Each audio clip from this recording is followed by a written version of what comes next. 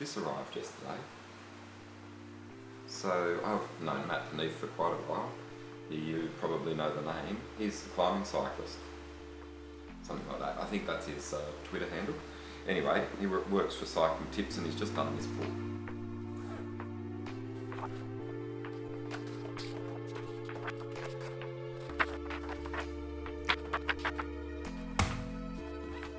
It's the first day of September, and later this month there's a book coming out and it's called Everesting, and this is it. That's it there. And I have it handy because I'm about to talk with Matt de Neef. He's the subject of today's interview. Since I haven't got any questions planned, I'm just going to talk and he's going to respond, and then when he responds, then I'll be able to respond. And here he is right now. So 1, 2, 3, and we bring him into the stream. Boing. Matt de Neef, how are you? Good. How you doing? Well, I've had it on mute. Can you hear me? I can. Can you hear me okay? Very clearly, very clearly. You're very dark, but that's okay. I've got the rock aesthetic with the keyboard and the guitar in the background. That's right. Yeah. I'm going for a kind of underground kind of vibe, hidden in my basement playing music, that kind of thing. As you do, as you do. You wouldn't have a desk lamp that you could just bang onto your beautiful head there? If you don't. No. I don't, sorry. All right, well, we'll just keep you as a silhouette, all good. I did a little intro, and you can see there, I'm really unfamiliar. Oh, very good. Yeah, I've held it up earlier. I've had a quick look, but I just want to preface this interview by saying I've flicked. I haven't read the entire book, but it's quite a tome, and I do a lot of these interviews, and I generally start them with bike riders by going. So the same applies to you. It's a bit of a torture test doing a book. Do you want to just sort of give me the quick overview of the genesis of doing a book about Everesting? A lot of credit for the idea comes from an old colleague and boss of mine, Paul Delgado, who I used to work with at a site called The Conversation. And he's a cyclist himself, an author himself, and he's done a few Everestings. And early last year, he suggested to me that we should write a book together about Everesting, and it would be cool to tell that story. And as it turned out, he had a few other projects to work on, including a couple of books that he's been writing. So with his blessing, I went ahead with the project in May of last year, and kind of in the fortunate position that Andy Van Bergen, who runs Hells 500, which is the organization that founded and maintains Everesting, is one of my best mates, and I work with him at Cycling Tips. So I have very good access to obviously one of the key players in the whole thing. And I watched the challenge of Everesting and the phenomenon really kick off in late 2013, early 2014, and watched it grow ever since, and reported on it for years since then. So I felt like I had a really good front row seat to the whole thing the whole way through. And as it kind of exploded in 2019, 2020, I figured it'd be a good time to tell that story. And as a lot of pro cyclists got involved and started, having their own crack at Everesting and setting new records and it growing beyond what anyone thought possible, it felt like the right time to do it. So it's May last year, and then been writing until February this year, and submitted the manuscript February this year, and it's out on shelves the end of this month, end of September. I held it up to camera earlier and I demonstrated it was a hardcover, and it seems bloody huge. I didn't actually do a page count.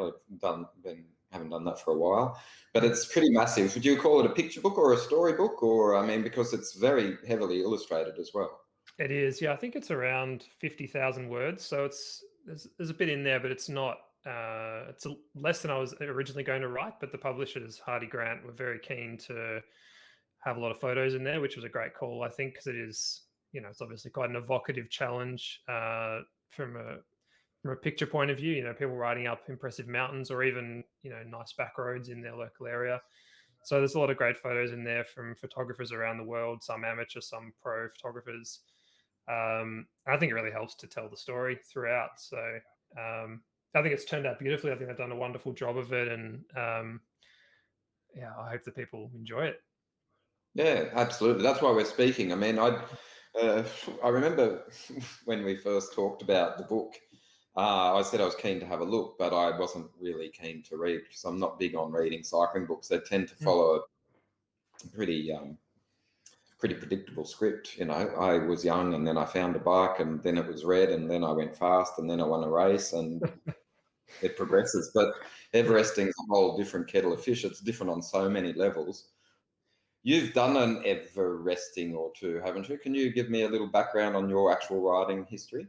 Yeah, I can. So I've done just the one, and I did it in February this year, a week before I had to hand in the manuscript. So, like we're kind of in the midst of lockdowns in Melbourne at the moment. You've got the same in New South Wales, and we had a snap lockdown a week before I had to hand in the book, and it was kind of touch and go whether I'd be able to get it done or not. In the end, I managed to, but yeah. So I guess my riding, I've always enjoyed riding up hills and the challenge of challenging myself on hills, and I was part of that Hells 500 group of Andes that Everesting came out of, and had the opportunity to do one back in early 2014, but just wrote it off basically as too hard, and just I didn't even really think about it. It was one of those things that just seemed so insanely difficult and so far beyond me that I just didn't even bother. You didn't attempt it? No, I didn't attempt it back then. And then, in the years since, I kind of watched this thing grow and then thought, I should probably do it at some point. And then, when it came around to writing the book, I thought, well, I can't really tell the story of how this phenomenon has grown without at least having a crack at one myself. So a big part of the book is about, I guess, the difficulty of the challenge. So what's involved in it physically, psychologically, and logistically, but then also what do you need to do to prepare for one. So I spent 5 months, something like that, training up for it, and tried to get myself in the best shape that I could. Lost a bit of weight to help me uphill, and tried to prepare myself psychologically as much as I could because I knew that would be a big part of the challenge.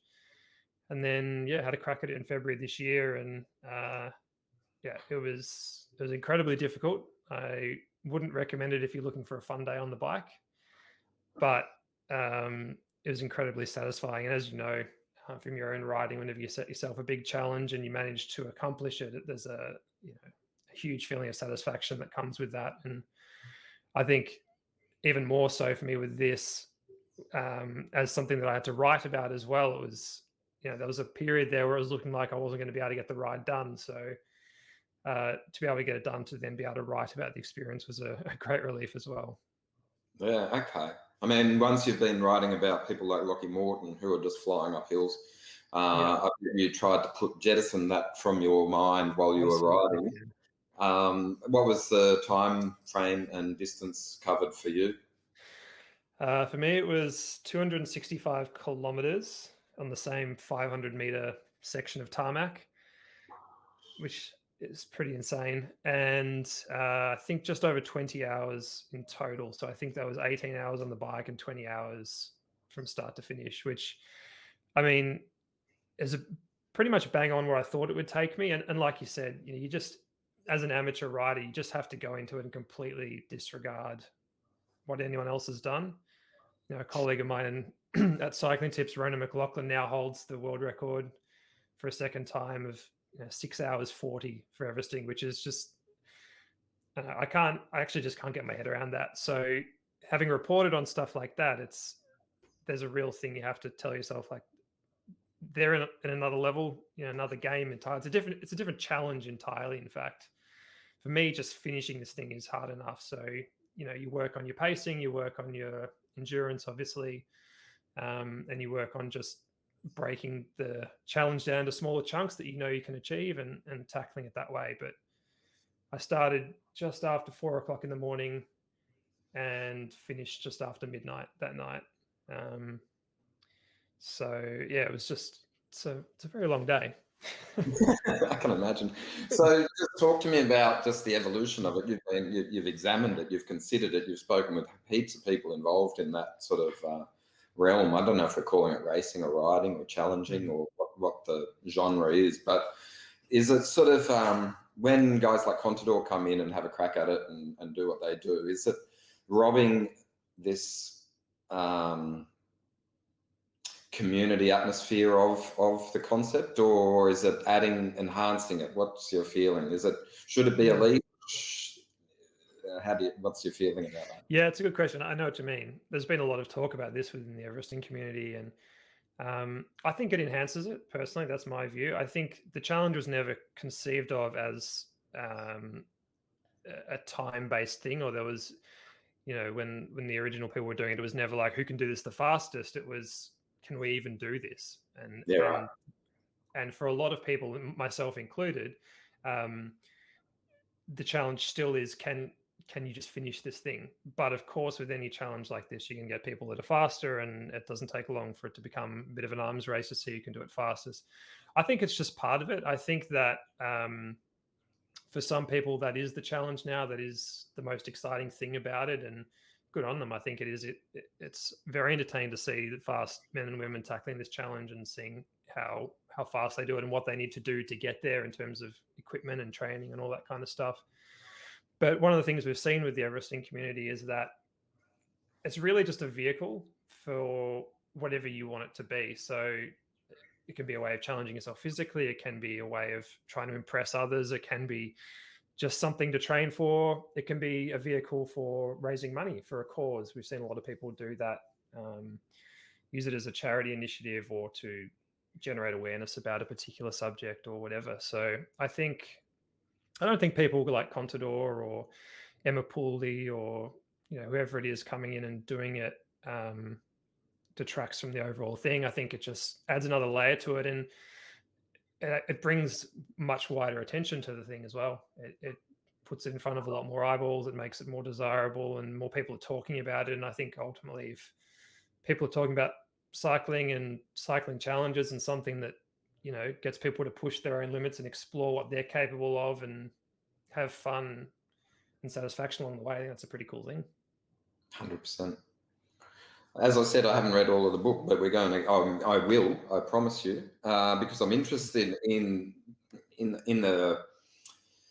I suppose after so many years, I've been doing pro cycling reporting for 30 years, so I've become accustomed to speaking to the elite. But a lot of the interviews that I'm doing at the moment are with the everyman, and I enjoy them immensely. When you were putting the book together, you would have touched with both elite guys and probably some people who you probably wouldn't have expected to make it up to 8,884 or whatever. What's the exact number? 8848. 48, yeah. So just, I guess, from that sort of diatribe, I'm curious to know, did you find it more interesting to talk to the, let's say, amateurs or the professionals? Probably the amateurs, to be honest. I think the professionals, to me, there's never really any question of whether they'll be able to finish it. The question more for someone like Lockie Morton or whatever is whether they're going to be able to break the record. And that is interesting, in its own way, I guess.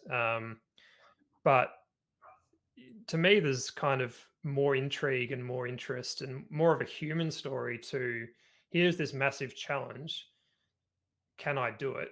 And what's it going to take me to do it? And, the stories of people pushing through, incredible difficulty to train up for and then attempt this thing that they didn't think was possible, and learning a lot about themselves along the way. And I think there's something very powerful about that, very empowering about that. I read a lot of stories and spoke to people about how they would do this challenge and then realize that they'd got through that. So it gave them some perspective on other things in life. Or if I get through that, I can get through this other thing that's hard. Or, I am capable of setting myself big goals that I didn't think I could do and achieving them. So I think there's something very powerful about that and quite inspiring, I think. Yeah, and it's also, I mean, just sheer. It's probably more the. It sounds strange when it's such a physical endeavor, but it's more the mental benefit that you get from it that sort of makes it that special challenge. You talked to me about how you came out of it. Did you were you crying at the end, or were you fist pumping? Somewhere in between, a bit of both from moment to moment. I don't know. I think it was probably slightly easier physically than I expected, but harder mentally. So there were moments, so many moments throughout the day where I just thought, I've been riding for such a long time and I've got such a long way to go. I just don't know how I'm going to do that. And even to the point where I'd get 16 hours into the thing. I've been on the bike for 16 hours or whatever, and think, oh, I'm over three quarters of the way done this thing. And then you start thinking, well, I've still got whatever it is, like 4 hours to go, 3 hours of riding to go, which on a given day, like, that's a decent ride, right? If you go out for a 3 or 4 hour ride, you're like, yeah, feel pretty happy about that. And so there's just this constant reset that needs to happen in your brain. Like, don't worry about the next however long, just focus on the next climb or the next set of 10 or the next whatever. And um, I found that very difficult. And there were definitely moments where I got quite overwhelmed by that and just had to kind of talk myself down a little bit, like just take a deep breath, just refocus and all that. And I think I'll probably take a lot from that experience and have taken a lot where if something does feel kind of big and insurmountable, um, that does often help just to break it down and focus on the next little bit rather than the whole or the overwhelming thing in front of you. But I'm Yeah, certainly not alone in that feeling of the psychological part being the trickiest. That in some way, once you have got your endurance there and you can ride all day, that stuff becomes, I'm not going to say easy, it's definitely not easy, but it becomes kind of mechanical almost. But it's, you've got so much time on the bike just with stuff playing on repeat in your head, over and over again. Like, what am I doing? I'm on the same bit of tarmac I've been on since 4 o'clock this morning. What am I doing? funny, isn't it? I Yeah. talked to you just after having climbed off the home trainer for 4 hours. I'd say 4 Wow. hours, but like just the 4 hours on the bike on the road is a joy, but 4 hours on the home trainer is just the thing that stopped me in the end was just that sodden feet and just the Mm, sweat in the socks and the gross feeling. yeah. So and so during that 4 hours, obviously, I gibber on to myself. I talk to the camera. I am playing all sorts of data games with myself, Mhm. just to try and whittle away the hours to make it progress. Do you have some funny stories from putting the book together of the way that people motivated themselves in those times of doubt when they were like, oh, I'm at 8,000 meters and I can't do another 800? Was there one standout? Can you share an anecdote or not?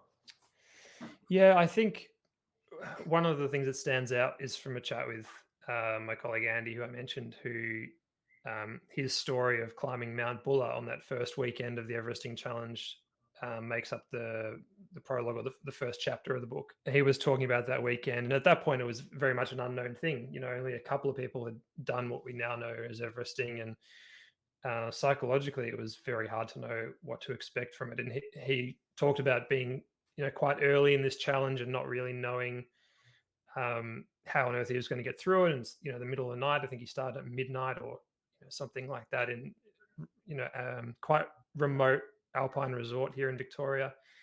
And one thing that he found very useful was just focusing on single pedal strokes.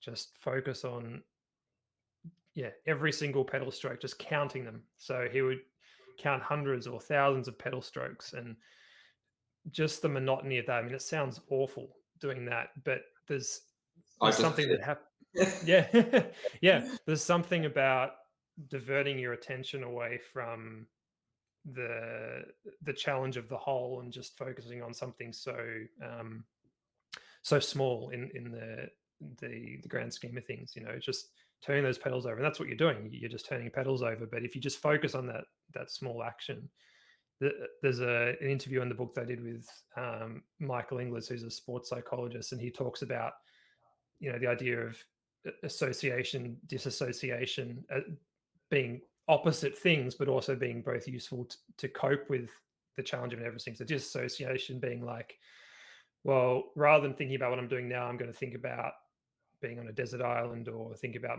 some happy place or take yourself away from the situation. Whereas association is the opposite. You go deeper into the experience. So it might be counting pedal strokes, it might be counting your breath, it might be focusing on the way your hands are holding the bars, or the angle of your knee at the bottom of your pedal stroke, or something like that, where you're zoning in on, or zooming in rather, on one particular minute aspect of the experience, and that takes your attention and it takes it away from how overwhelming the whole thing is.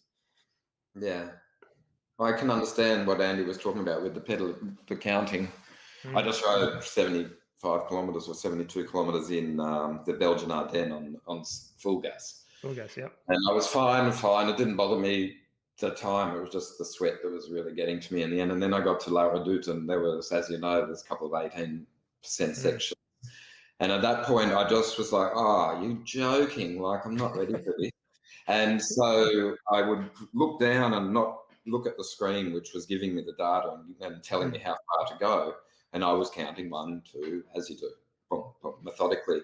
And if I wasn't looking at how far to go, looking down at the Tax Neo light that shines, and I was fine. It didn't hurt at all. And then if I looked up for another kilometre, I was like, I've got no energy. Yeah. So it is a direct correlation of mental and physical, and I think that's what makes bike riding as a concept, challenging yourself on a bike, so appealing. And I hope that a lot, if nothing else, the pandemic is serving cycling well in that it's introducing a lot of people to bike riding. I wonder if this surge in Everesting has also been has had benefit because of the pandemic. Would you make that summation? As in getting more people doing it, or more people focusing on it, talking about it, just growing the community, even if there's not more bike riders doing it. And I mean, success of an event doesn't mean that it has to become mainstream. I think it's kind of, I liked it when it was just a quiet few who knew about Everesting.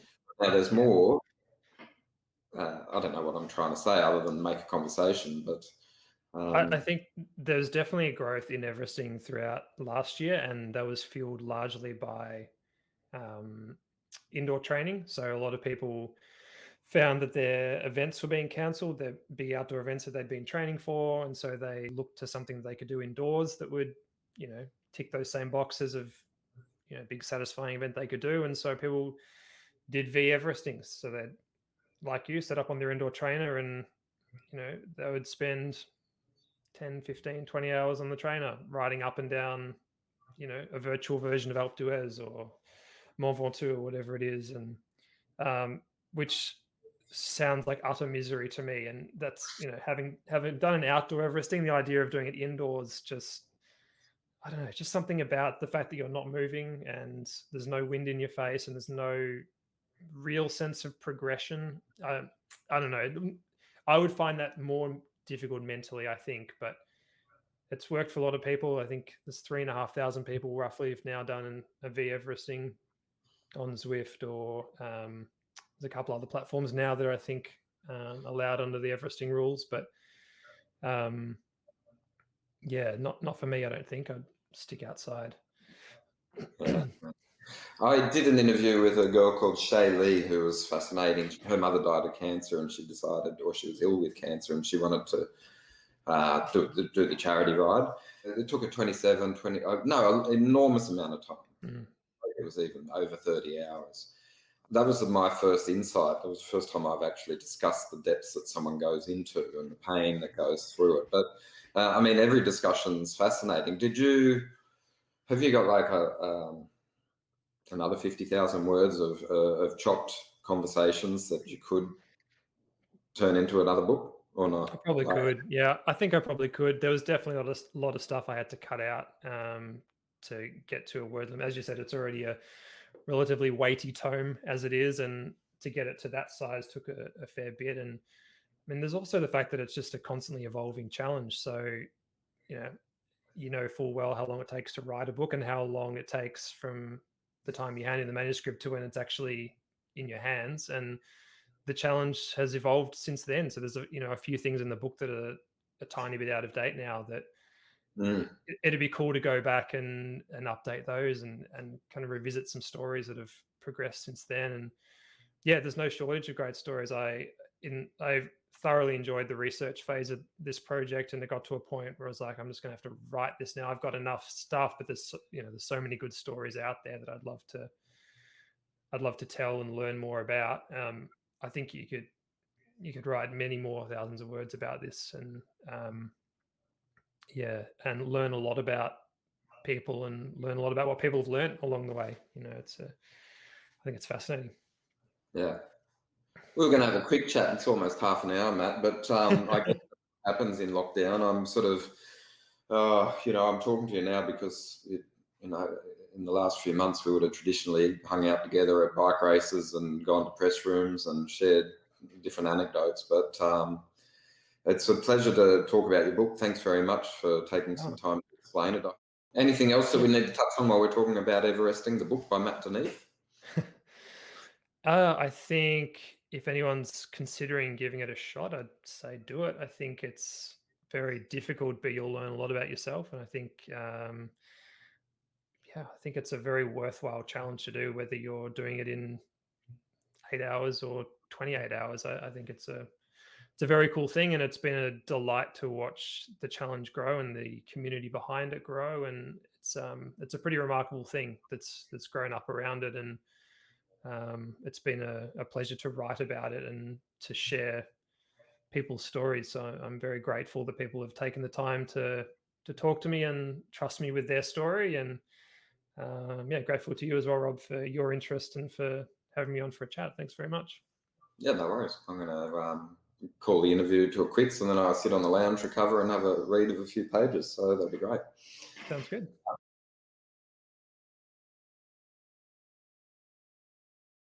Matt, thanks very much for taking the time to talk to Ride Media, and I wish you all the best with the book. I'm just going to grab it just to showcase it while we say goodbye. 1 sec. Beautiful.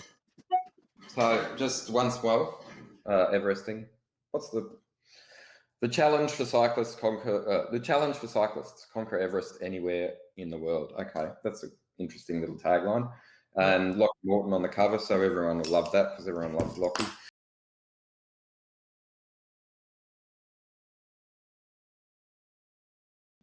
We'll see at a bike race maybe one day in the. Yeah. Who knows? Who knows? Maybe 2024 or something. Yeah.